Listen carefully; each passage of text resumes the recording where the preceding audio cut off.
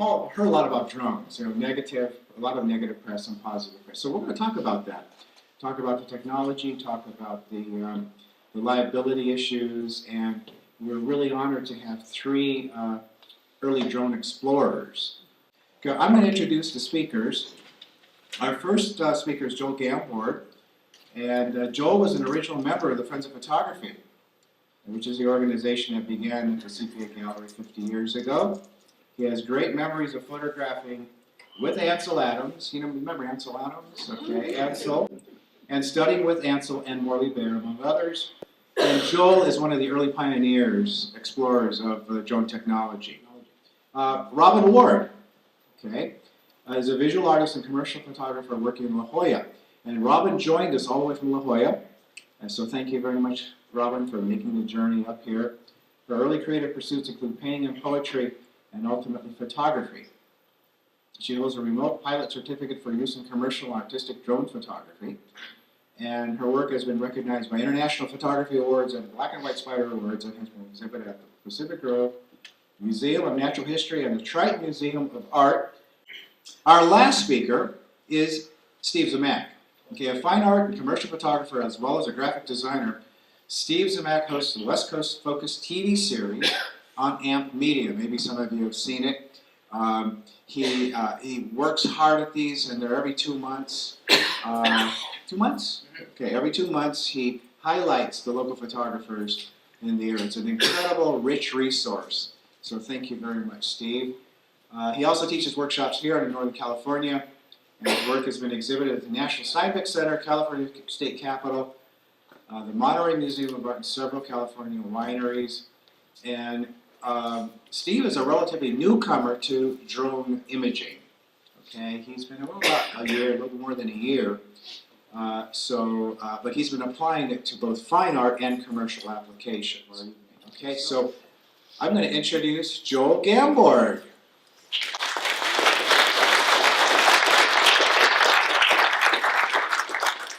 Joel, take it away. Rick. Thank you very much, Rick. You gotta turn your phones on. I have one question. How many people here don't fly drones but came to learn and maybe would like to learn to fly? And complain about it, maybe, huh? Yeah. Quite a few of you. Good. Okay, this is about drones and photography. I'm more of a nuts and bolts kind of guy in this subject. The real artists are sitting; they're going to follow me. So we'll get started here. Flying a drone while managing your camera is like walking and chewing gum. It's multitasking in the greatest extent possible. Surprises are things that pilots don't want. And you have to assume something may go wrong during your flight. Beware of being complacent. This is the plane that I learned to fly in. I soloed in this guy when I was 16 years old. And I've never seen, it's an Aranca, I've never seen one that wasn't yellow. It's a two-seater. The instructor sits in the back and the pilot sits in the front. Top speed of 30 miles. Top speed of 30 miles per hour. About that. When I was learning to fly, I had an instructor. It was a woman instructor. I called her a little bit heavy duty. She wore leather clothes, leather pants, and she was one of the first women to get an air transport rating to fly airliners. And one thing she made me do every time we'd go up for a lesson, she'd make me recite this rule. There are old pilots and there are bold pilots, but there are no old pilots. And this has been approved by Socrates and Confucius. This is a takeoff from a place in my house. What I want you to see here with this slide is that you can see the prop guards of the plane, and they're moved. The plane itself, the drone itself, is moving around, but the image is pretty rock solid, and that's what we look for here.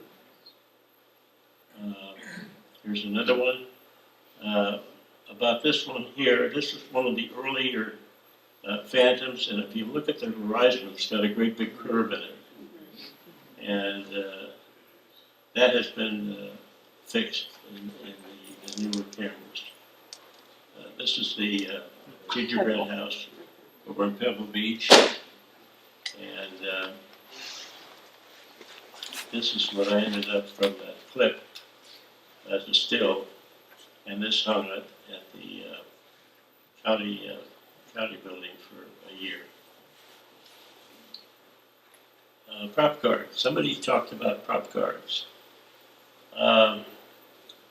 They're the plastic that goes around the propellers. And you can see, and there's a different one, Maverick Pro, it has prop guards. And prop guards are like monitors. Some people use them, some don't. Those that don't, roll the dice. You never know what the result will be.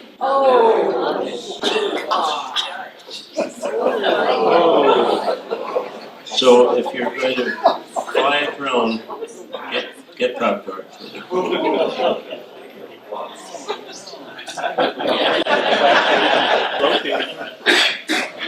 Litchi is the name of an application that is a third-party application to manage the drone from your iPhone or iPad, whatever the case may be. It's a very user-friendly program, much better, I think, than the program that comes with the DJI drones. It has waypoints. You can schedule what they call a mission and set out waypoints. You can set a point of interest, and the drone will go out and fly around the point of interest at the distance and height that you set, take pictures, and come back. It'll follow you. You can set it to track a particular subject, mission programming, and a lot more. It's a very, very good program. This is kind of a screenshot of Litchi, and you can see the waypoints. And this was a mission that was put out, and the distance is shown down here in the lower left corner, 696 meters, time 1 minute, and it gives you all kinds of information about the flight. And here's another one, pretty much the same sort of thing.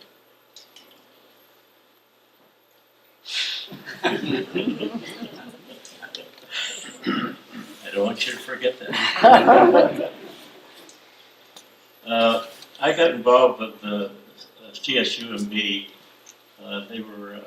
They were interested in building some student and faculty housing, and as an old developer that I was in my previous life, I went out and took a drone picture of the site that they were considering putting the student housing, and we took that particular image, gave it to the architect, and we came up with 93 tiny homes on that site.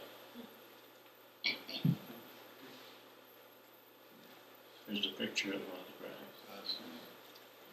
the ground. Then across the street, if you see all those horizontal white places, that's where barracks used to be. And the gentleman I worked with out at the CSU said, "Joel, could you see those, like the painted ladies in San Francisco?" I said, "Yeah, that's a great idea." So we got some pictures of the painted ladies, and off we went. And these projects are ready to go. All the design work has been done, and it's waiting for the decision of the university. Each one of those townhouses will house 6 students.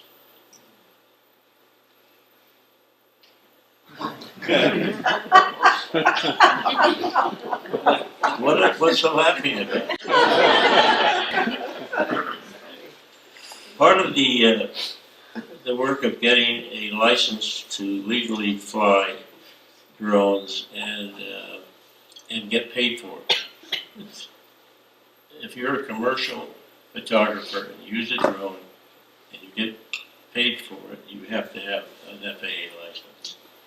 And the FAA test is given down here at Watsonville Airport. It takes, I think, a couple hours. They put you in a little booth. They make sure you don't have any notes or any calculators or anything else with you. And the test has quite a bit of orientation toward aircraft charts. This is an aircraft chart of the San Francisco Bay Area, San Francisco, Oakland, San Jose. You can see what a mess is. I don't know how they can get the printer to print that detail, and how, if you're flying around in a little plane, how you could read it. This is the Monterey Bay Area. Santa Cruz is at the top, of course, and so on. And we're just zooming in, if you will. Here is the airport that we're concerned about here. It's Monterey. And if you want to fly near Monterey Airport, you either have to get permission or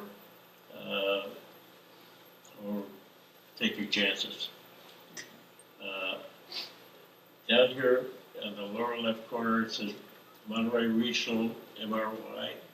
It has CT, if you can see that, that's the control tower frequency.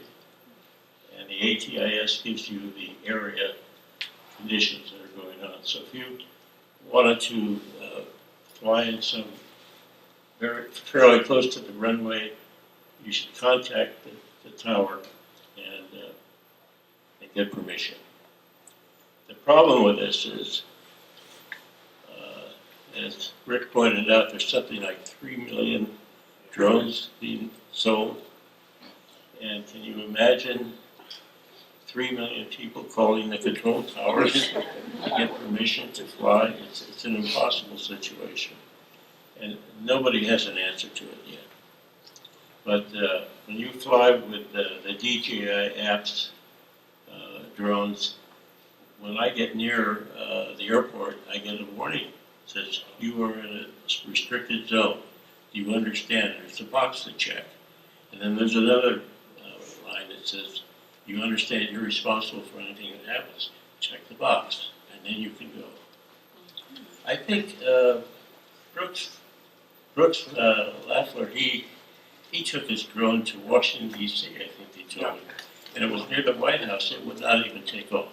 Well, actually, I was on the front porch of a guy who lived up on Connecticut Avenue, and I couldn't even launch it from his front porch. Yeah. The manufacturers, No fly especially zone. DJI, have tried to get out in front of this issue and the problems that drones are creating, and they're doing what they call geofencing. And that means when we get near an airport, the warnings come up. And if you're really close to something special, as Brooks experienced, it won't start at all.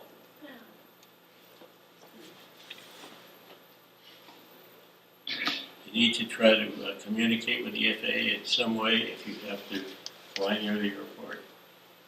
I think, Steve, how many days have you been waiting for your application, Steve? I'm at 137. It's He's supposed waiting to take get 90. He's waiting to get approval for a waiver that he filed. That's typical government. Nothing's happening very fast. Now, this is a fairly new app that you can download from App Store, from the Apple Store. It's put out by the federal FAA, and it's before you fly. And wherever you are, when you log into this, it'll show you where you are, airports that are close by, anything that you need to know that you may not know because it's a strange area. It's a very useful application. This is just a picture of the things that you can get. Here's a study guide for your license. This is what it looks like when you get it. And this is a handout that I have, which you can pick up, has a lot of resources having to do with drones. There's a blog on there. Let's see if I got it quick, but there's a blog that people talk about all their problems with upgrades and software and hardware, and there's a whole world out there of drones, and this is a very useful application. This, I hope you will pick up a copy of some of these as handouts. And the object of this is to, the object is to let me get this back where. You go right there. It's coming. Oh, yeah, there you go. Yeah. That's coming up. Please take one of these, put it under your pillow for 3 nights, and it will guarantee to internalize this message. Thank you.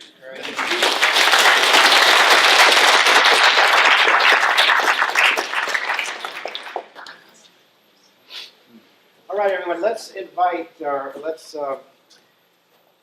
Steve Zmak to give his presentation and talk about his experiences with this new technology. Thank you, Steve.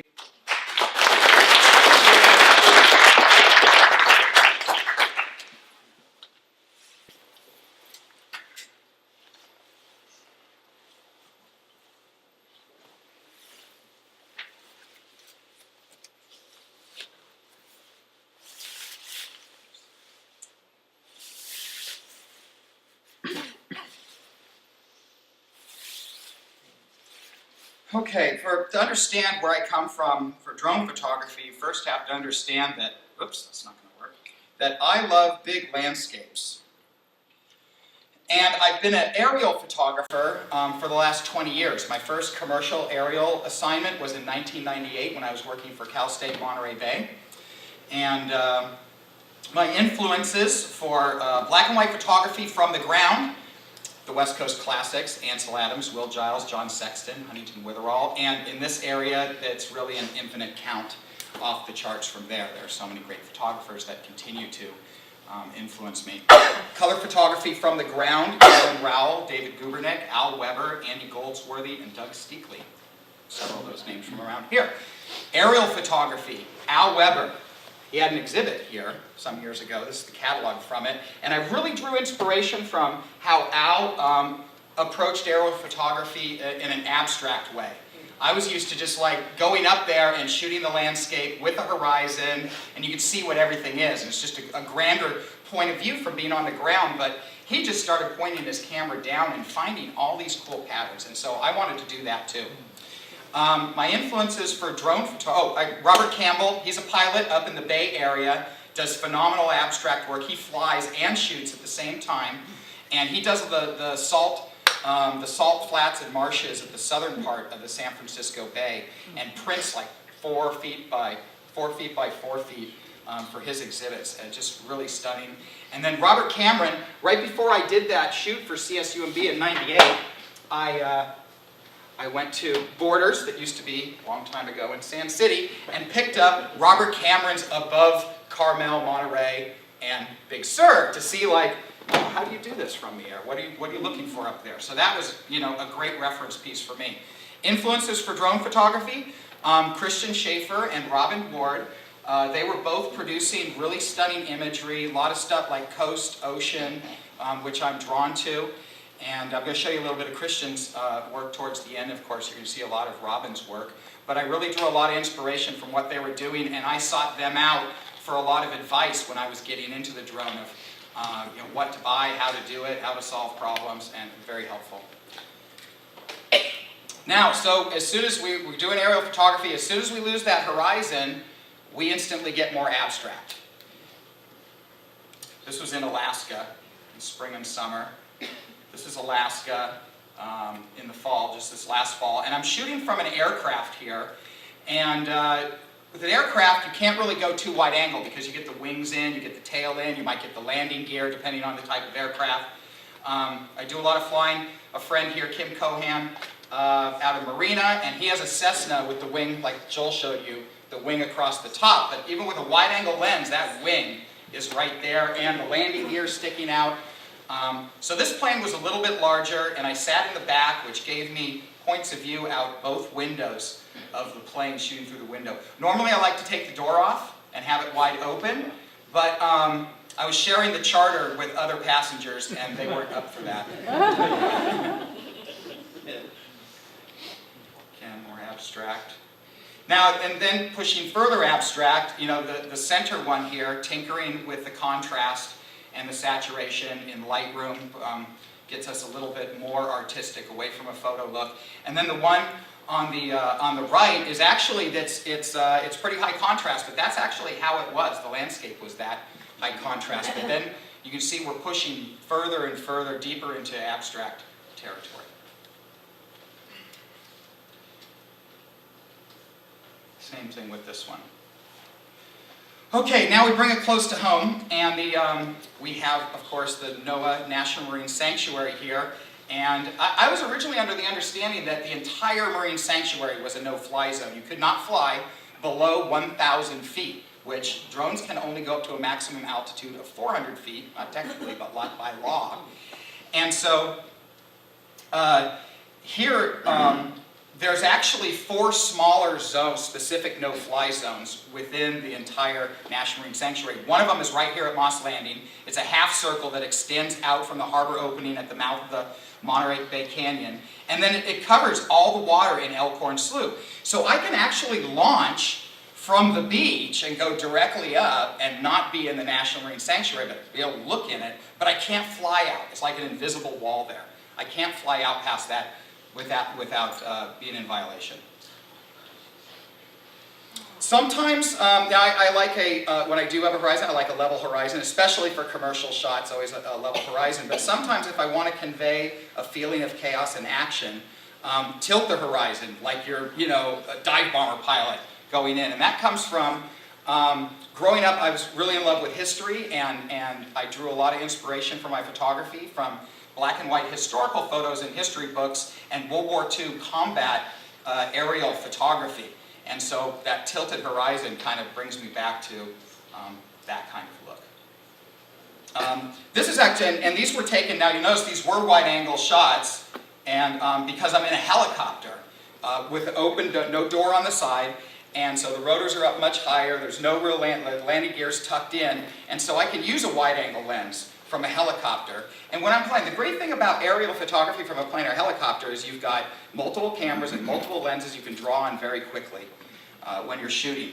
Planes zooming by pretty quick, so you can, if you want something, you can have the pilot circle back, but you're always in motion, and in that way it's like kind of like photographing sports or performance art.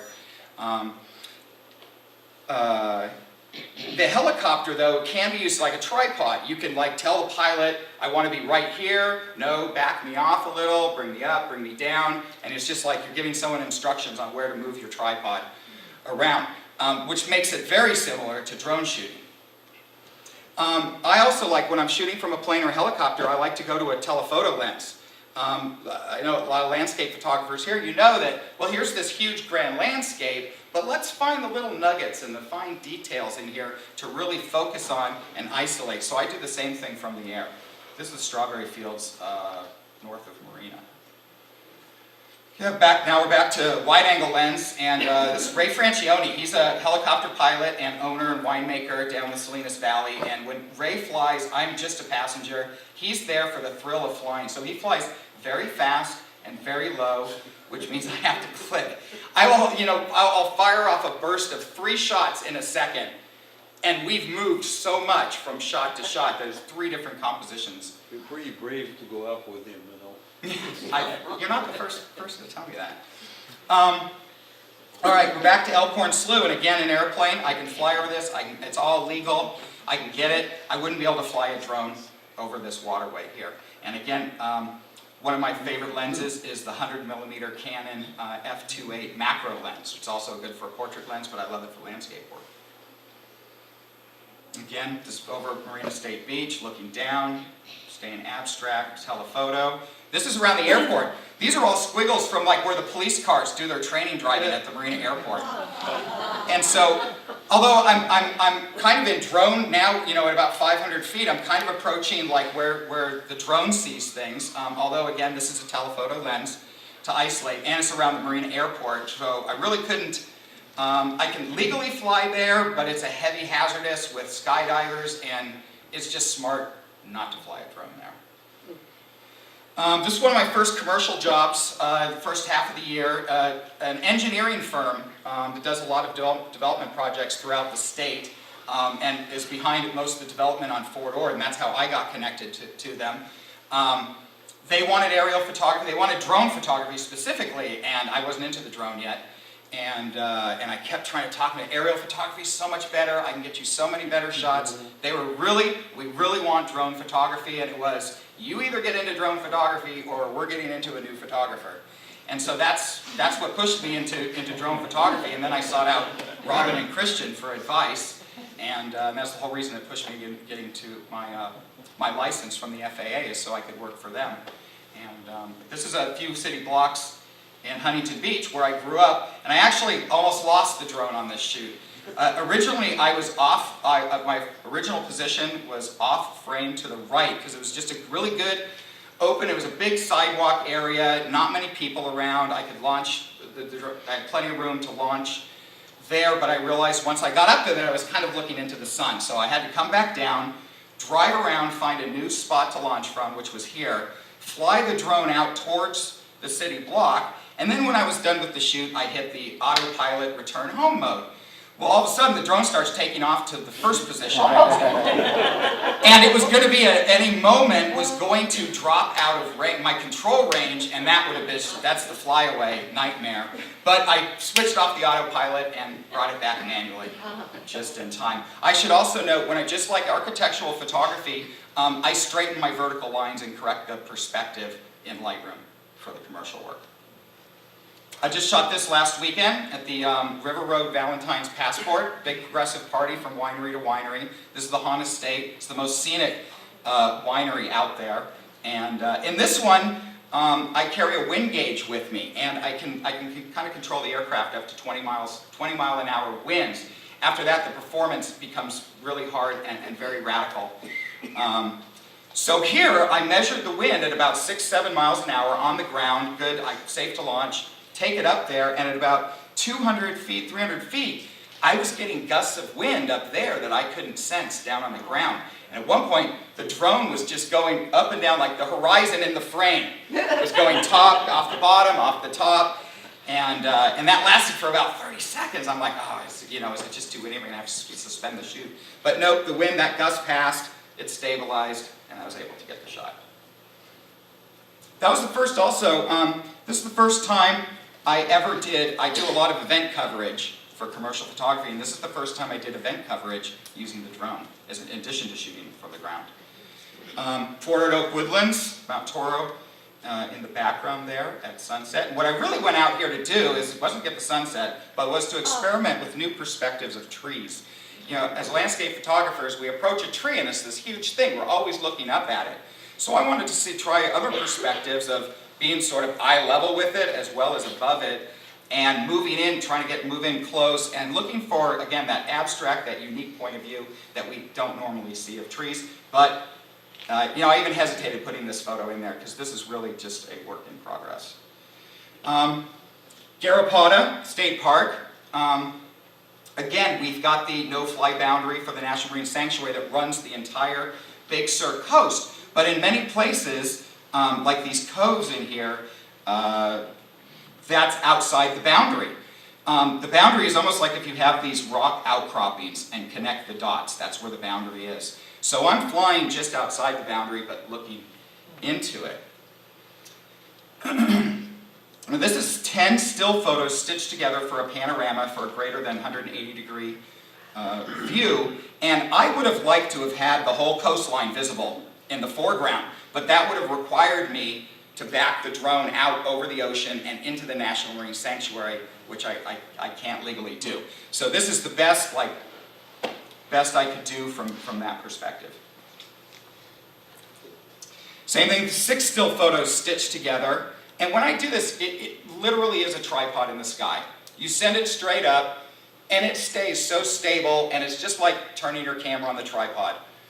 First frame, 50% overlap, second frame, 50% overlap, and so forth. You don't notice the distortion so much in this one, but it's there in the landscape. And this, you get this sort of this wide angle island effect, doing panoramas with wide angle lenses from the ground or the air. And this is 7 video grabs stitched together. So when I first started flying, just learning how to fly the aircraft, let alone using the camera, is a whole second step. So what you do is you turn the video camera on and you go flying around and just to get used to it, but you record the entire flight. And at my aircraft, I think Joel and Robin have 4K video. Mine is 2.7K video, which is okay for screen grabs. So I play the movie, or I do a slow pan on video, and then grab stills out of that, and then stitch them together in Lightroom or Photoshop. Something I just learned about recently through interacting with other drone pilots is the Vertorama. And this is like a panorama, but it's 9 horizontal photos stitched together vertically. So you get a 0-degree perspective, like even with the horizon, all the way down to 90 degrees perpendicular to the surface of the Earth.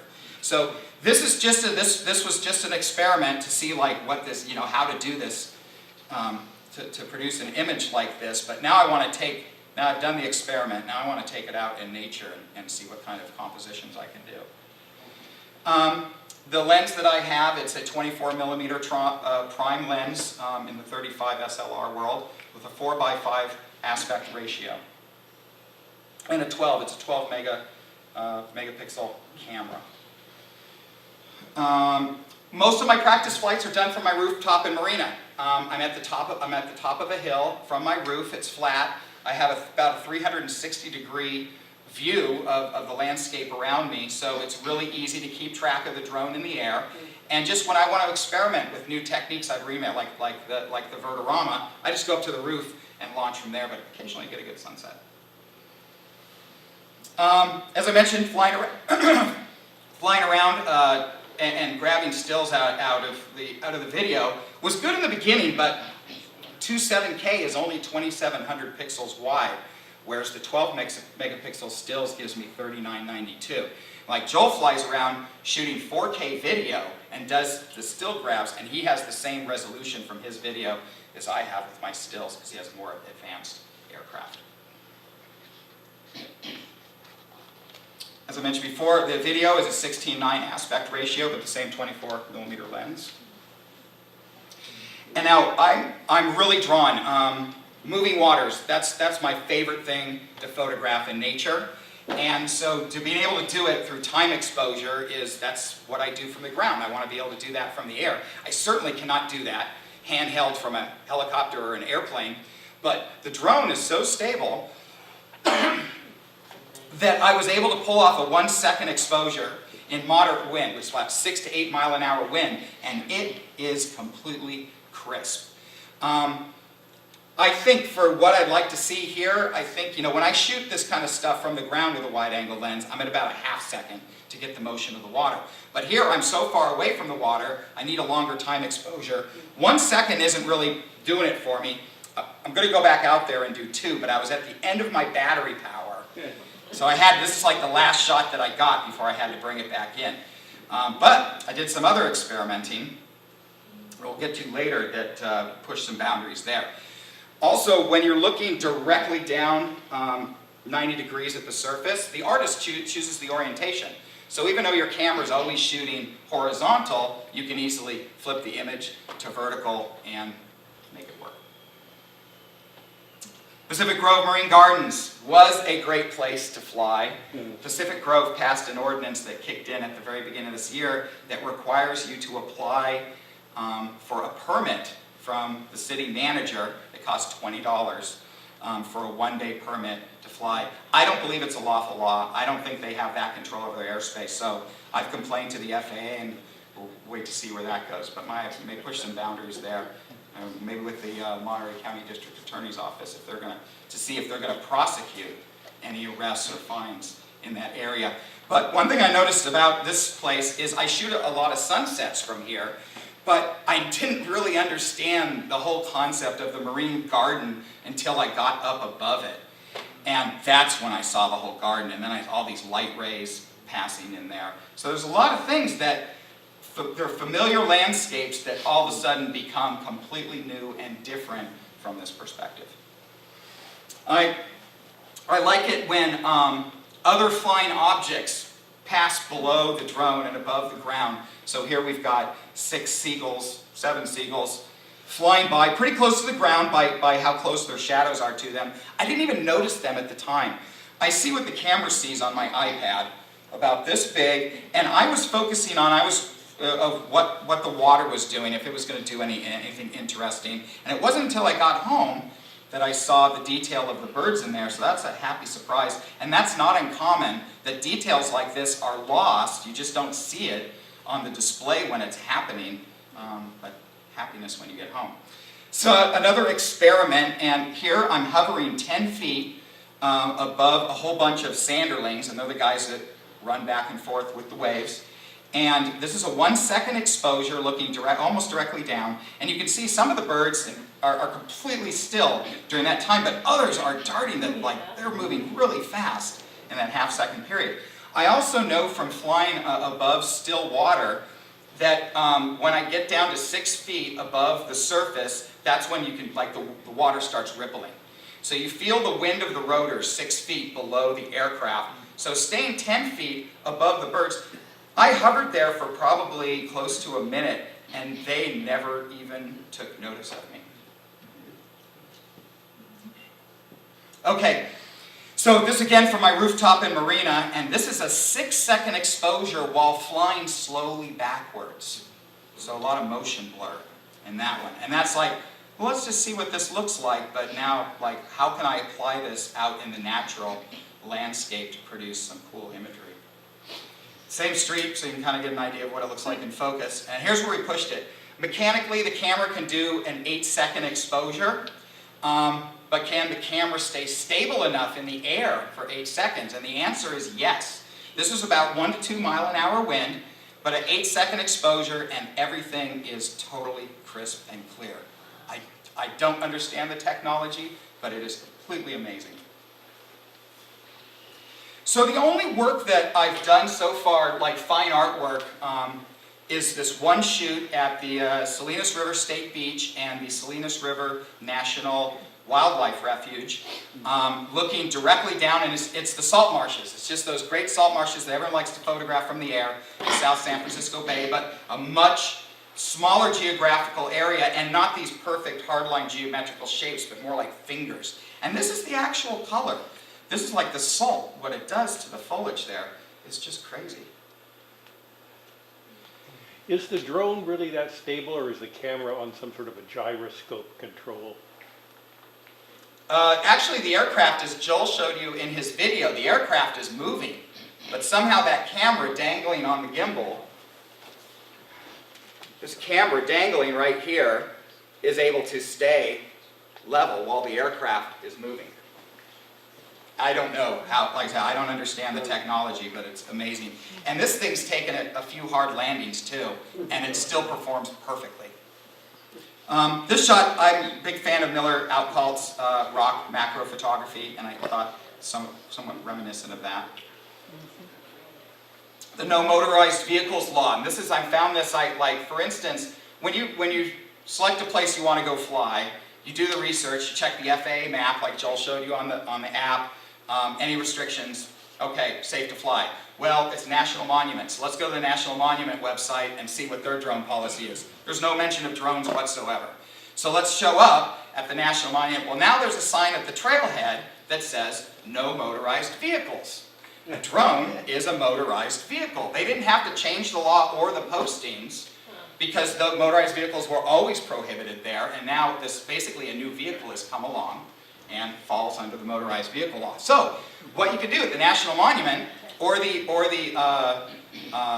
the wildlife refuge at the Salinas River is you launch outside the boundary and then you can fly. So you can fly in the airspace, you just can't launch and land in the park.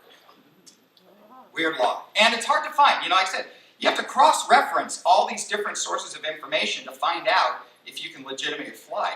3 places might say nothing about it, but then one, where you show up, it's how you made the effort to get there, and then you show up and that's what's going on. But so to find this motorized vehicle information is I had to contact a friend that works for BLM. He talked to his boss, who talked to his boss, who then sent the information back down the chain of the whole motorized vehicle thing. But otherwise, I would not have really understood it. This is like, I did a diptych combination here, so I don't usually do diptychs and triptychs, but with the abstract nature of producing imagery like this, I think it lends itself to that. Now I want to show you, so you've seen a lot of work, my work, Joel's work, and I want to show you some work of some of our other local talent in the area who have taken to the drones. Bill Shuchek, where are you, Bill? Right here. There you are. So these are other people you might want to talk to at the reception because they're experienced drone pilots and of course have their own artistic take on things. And I like Bill looks directly down and looks for the abstract stuff, which is really cool. I like what he's doing. Brooks, you're here, right? Brooks? Yeah, there you are. Now Brooks came from kite photography, so it really wasn't much of a change in the perspective to move to drone photography, but a big jump in the technology. But he's already seasoned and seen the world from this point of view. Fernando Batista. Fernando, raise your hand. Yeah, okay. Fernando and I took our test preparation course to get our commercial licenses. We took that together. It was a free course offered by the PG Adult School. I think it was 6 or 8 weeks. Yes. Once a week. Great. And this wasn't, it wasn't we're going to teach you all the FAA laws. We're going to show you how to pass the test. So we actually, my pilot friend Kim in Marina, Fernando and I spent a couple evenings over at his house and having a real pilot as our tutor who could now explain the laws and the thinking behind what we were learning in the test prep course. And that was immensely helpful, especially airspace classification, radio frequencies, plotting locations. I'm reading that sectional map that Joel showed you, and weather. Even had to show stuff. The FAA is still experimenting. They don't even know how to govern this, so they throw a bunch of regulations just to do something. But for instance, we're not allowed to fly at airports, right? But we have to, on the test, we have to know all the runway markings, for instance. By the way, this is New Idria, south of here, way back there. Yeah, and then here we go, looking again directly down for a more abstract point of view. I don't know if you see it, but you can actually see there's some like beer bottles and beer cans in the details there. And again, nice combination. That's what happened to the trees down there because of all the pollution. Poison. John, you here tonight? Yeah. There we go. I'm totally jealous because he's taken his drone and flown it in Hawaii, and I love Hawaiian photography. And I wanted to do it, and I chickened out. And now that I've seen you doing it, next time I'm taking it. I'm going to ship it to myself. There's some of John's work. And then Christian Schaefer, who I mentioned earlier, as a friend who gave me a lot of help and advice. She kind of travels the globe with her drone. The last thing I want to show you, going at Joel, what's the saying about old pilots and bold pilots?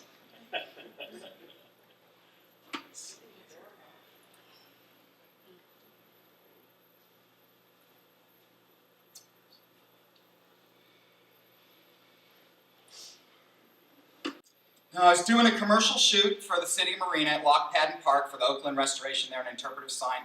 Standard real estate shot, you fly towards the front door, go up over the roof, backyard view, expanse. I'm going to take this shot just past the tree line and end it.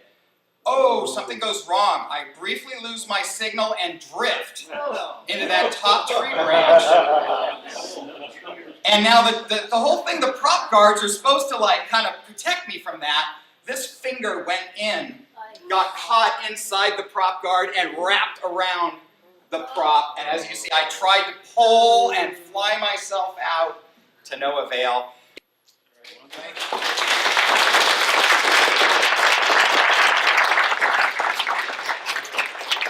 All right, let's welcome Robin Ward.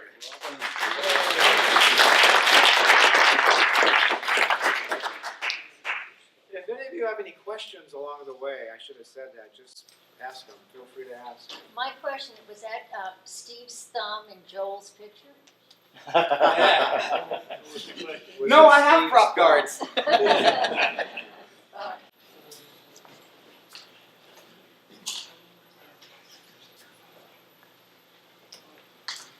picked up my first SLR 21 years ago and experimenting in capturing a broad range of subject matter. And two subjects that I always return to are the ocean and flowers. My first photography instructor ingrained in me the habit to return again and again when I feel a connection to a place. When I moved to Monterey in 2005, I began spending countless hours along the coast in Pacific Grove, following the tides for more dramatic activity.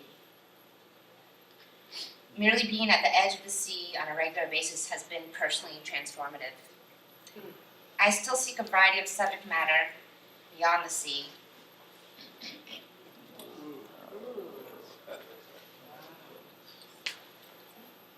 But I really like the abstractions of the water. I've had the occasion to photograph from the air in helicopters and hot air balloons. It's a thrilling feeling for me to be aloft in the sky. I've even considered taking manned aircraft flying lessons, and I'm finding that more and more drone pilots are also aircraft pilots.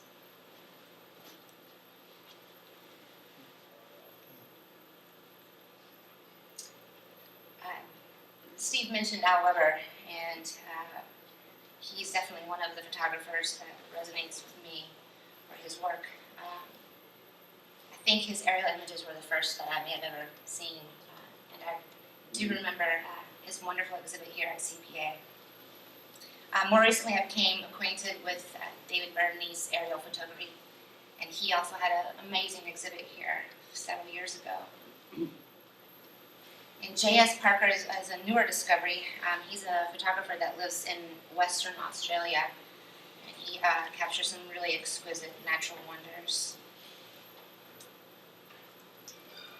In October 2015, I started flying the Phantom 3 Advanced. I believe that's similar to the one in the middle here. El Nino was in effect in creating massive swells and turbulent waters. My first several flights were both terrifying and exhilarating. The fear of crashing or inadvertently crossing paths with a bird, combined with the need for flexible concentration and the thrill of it all, really gets the adrenaline flowing. This process generates a duality of feeling within me, and I see the ocean as a duality of being, strong, forceful, yet serene and calming. For me, these contrasting aspects generate a healing energy. My aim is to harness that energy and share it visually. The images in my series Above the Sea span the Pacific coast from Marina, California to San Pancho, Mexico. Just over a year ago, I got my hands on a Mavic Pro and parked the Phantom in the closet. The Mavic is highly portable and to set up and launch, and it's much swifter to do so and less cumbersome than the Phantom. And actually, just next to the Phantom is the Mavic Pro. And it folds up really compact. And I can put it in my purse.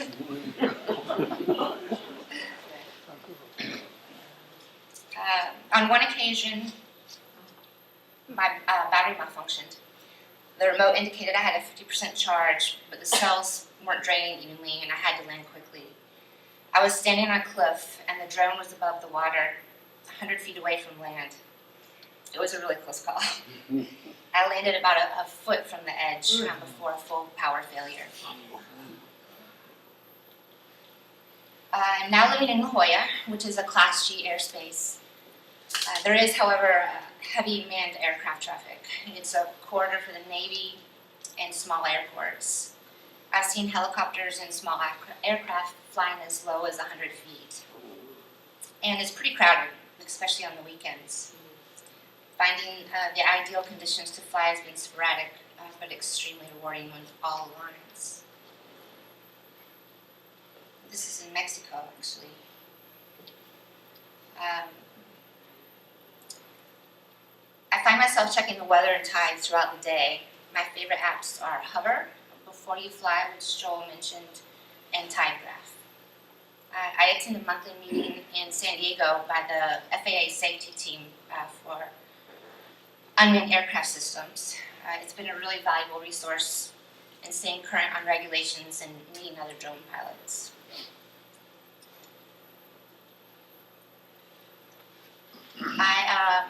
I found the sectional charts and weather reports the two most interesting areas of study for the FAA exam. 2 days after I passed, I noticed a frame print in my hotel room. It was an abstract flower painted over a map. As I looked closer, I realized the map was a sectional chart of Hartsfield International Airport in Atlanta. I took this as a beautiful sign. I was born in Atlanta, and flowers have always been central to other series of mine. So now I'm looking into going back to my roots with my drone and flora in mind.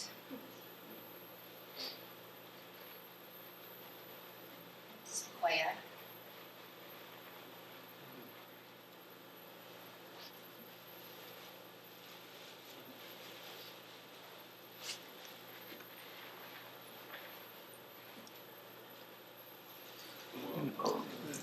So this is actually a screen capture from a video. I had paused to hover and adjust my settings, and this guy just started flying right towards my Mavic. I stayed in place and held my breath. As it flew just inches below, it swung its head back to look at the drone. My heart skipped a few beats, but I was relieved there was no incident. I heard of a scenario of a swarm of bees trying to take down a drone. I was once flying in my backyard and 5 hummingbirds surrounded my drone. Again, I held my breath, hovered, and they flew away. This is one of my recent images from La Jolla.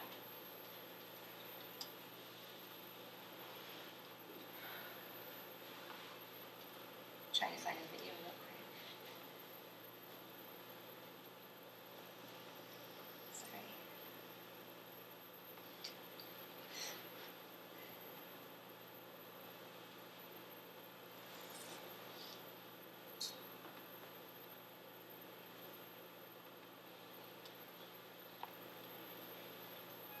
I was surprised to realize I enjoy capturing video as much as stills.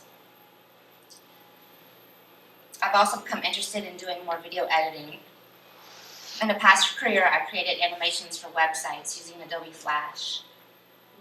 To my delight, Adobe Premiere is much like Flash, and the learning curve was far shorter. And this is a compilation of mostly abstract clips along the coast above the sea. Don't suppose you can hear anything.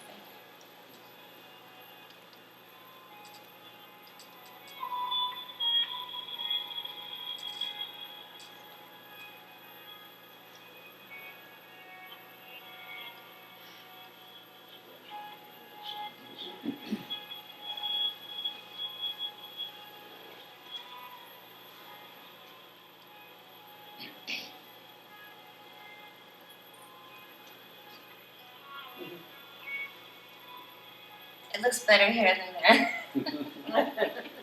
Always.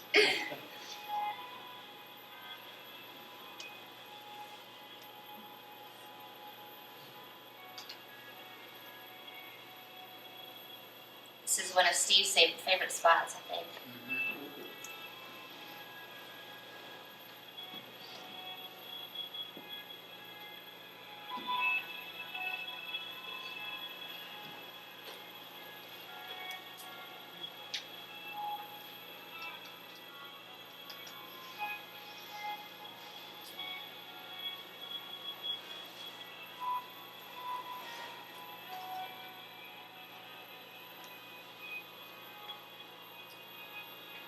Steve mentioned you can't always see what's going on because of the small screen, but I often find low-flying birds after the fact.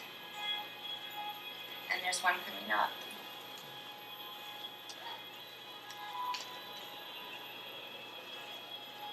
Right there.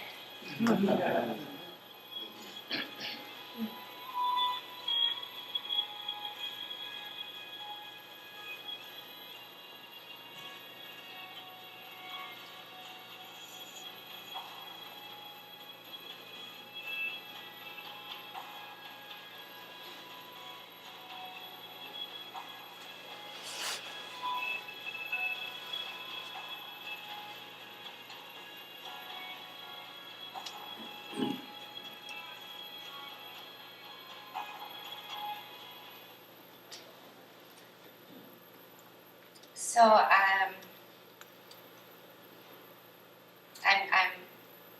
finding I want to explore a little deeper than the ocean. And I've started incorporating my aerial work in another series of mine, which is titled Echoes from a Future Past.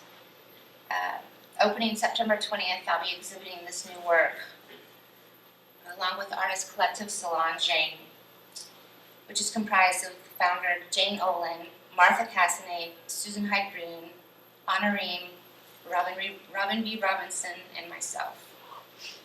And the title of our exhibit is The Ethereal Zone. That's it. At the Monterey Museum. Yes, at the Monterey Museum of Art. Yeah, we will see you there. Yes.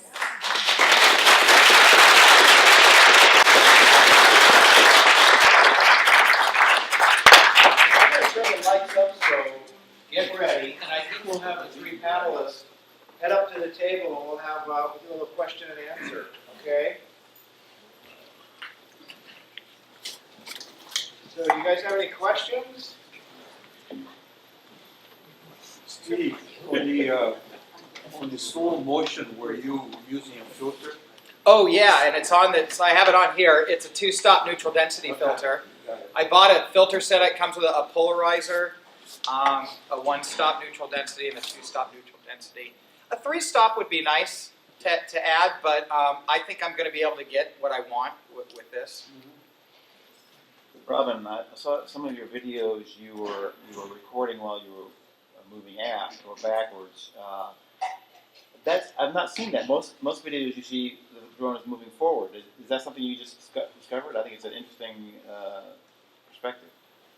I like to experiment, so I found too, when you're photographing a landscape and you have a horizon and you're moving forwards, your propellers get in the camera view. So flying backwards, they're a little more level. Where's Rick? Can you talk a little bit about the cameras that attach to the drones? Yeah, I mentioned it's DJI. It comes mounted with the drone. It's about the size of a GoPro. 12 megapixel. What's yours? 12.7. 12.7. You're at 12, right? But you guys shoot 4K video, and I'm a little less than that. Steve, the 4 Pro is 20 megapixels. Oh, nice. Yeah, someday. Yeah, 20 megapixel camera. That'd be pretty sweet. So Yeah. you buy the drone, you're buying the drone And the camera. Right. So this is, I'd say this is the DJI Phantom 3 Standard, which I'd say is the lowest model to still do professional work with. And I got it refurbished, so that was like $100 off, and I got in the whole thing for under $500. And I figured this is the one that I'm going to learn on and bang up and trash, and when it crashes, that's when I'll upgrade. But I'd like to get the now, and also this teaches you flying this. It teaches you which features are most important and which ones aren't. And for me, I found I want a stronger radio signal so I can fly further away more reliably, and a higher resolution camera. Those things I'll be looking for in my next model. And DJI also makes a more advanced model that you can affix your own lenses and camera to. Yeah. And I've seen one. It's pretty awesome. The camera, you can't change the aperture, you can change the shutter speed, you can change the color. You can do a lot of stuff you can do with a regular camera. Question, yeah. Fernando, you do that when you're in flight, or you set up? Yeah. I've seen some discussion in Europe of some of the military using birds to take down drones. Have you had any experiences like that? Obviously, we still have our aircraft, so no, nothing like that. There's, I was just surprised and amazed to see all of it, well, so much of the work that we've seen tonight was shot along the coastline. And I just thought that was their boat. I mean, I'm over in Santa Cruz, and it's like from the lighthouse to Pescadero. But if you're not out over the water, if you're over the cliffs, you're okay. Well, it depends. So, like with the National Marine Sanctuary, that's a distinct boundary that you cannot fly over the water there, Right. unless you're above 1,000 feet, and drones can't do Right. that. But I think like Santa Cruz, actually, I know like steamers is a popular, like if you want to shoot surfers, you go to steamers to fly your drone around there. So I think on the west end of Santa Cruz, you can fly. Anyway, from what you talked about the imaginary line, basically running down the coast where the rock outcroppings end. So if you're not out over the water and you're just over the cliffs, you're okay. You're okay. Wow. Except certain areas where, Right. a line comes into the land. Okay. Oh yeah. Goes in and out. That boundary can go in over the beach in some places. So it's not. Yeah. I just mentioned that connect the dots because that's how it is the map for that specific Right. area. Right. But I noticed like Salinas River State Beach, there are places where the no-fly zone extends in and covers the beach, Okay. and then it goes back out, and you can fly a little ways out over the water. What's the best source for maps? I've got one that's called an app called Air Map, and you're Yeah. right in Santa Cruz. It's just over the land, but going south from from PG south to Big Sur, there's a little sliver of space before you get the marine sanctuary where you can fly. And I think you're right. It's the outer croppings that marks that. Anna has a question. Yes, Steve, I was impressed with your compliance with regulations. And I know you as a person, so I'm not surprised. But what I want to know is what would you guess is the compliance rate among the other 3 million Very low. users? I think most as Robin mentioned, there's a lot of people who already have a manned pilot's license, and then they get the additional unmanned addition, but they've been trained as pilots. So they know what they're doing? And pilots take their rules and regs very seriously because there's just so much at stake if something goes wrong. And so those drone pilots that come from out of that area, they obey the laws to the letter. And those I've gone to some pilot groups at the Watsonville airport, and to hear them talk, I mean, they're very serious about it, and they've ingrained that in me. And as Joel said, both Joel and Robin, I mean, flying these things it's nerve-wracking, and it's like I could barely have the concentration to compose a shot because I'm so freaked out I'm going to lose the thing, crash the thing, cause millions of dollars in damage, file for bankruptcy, everybody hates me, So, but now I've just got turned on to an insurance policies for drones, which is really affordable. You buy it for 1 hour for a 1/4 mile radius of where you're flying. Yeah, I did. Yeah. And it's $10 for that 1 hour. Very fly. So it's the FAA that's controlling the regulations regarding the flying. So with state parks, then, do they have any sort of control over whether you can fly in the state park? Well, it's a little bit of a gray area. So right now, so for instance, national parks are off limits to fly. The FAA has said that national parks are off limits to fly. National parks had to work through FAA to create that regulation. But state parks? Same thing. And so Point Lobos, verboten. I was flying at Carmel River Beach this afternoon, flying at my Mavic, and a park ranger approached me and said that it was against the law to fly drones in any state park in the entire state of California. So that's probably the motorized vehicle thing that I mentioned. That's probably the regulation that's falling under. $285 fine. So, and again, that's for launching and taking off in the park. You can fly over the park, as long as you don't launch or land anywhere over here.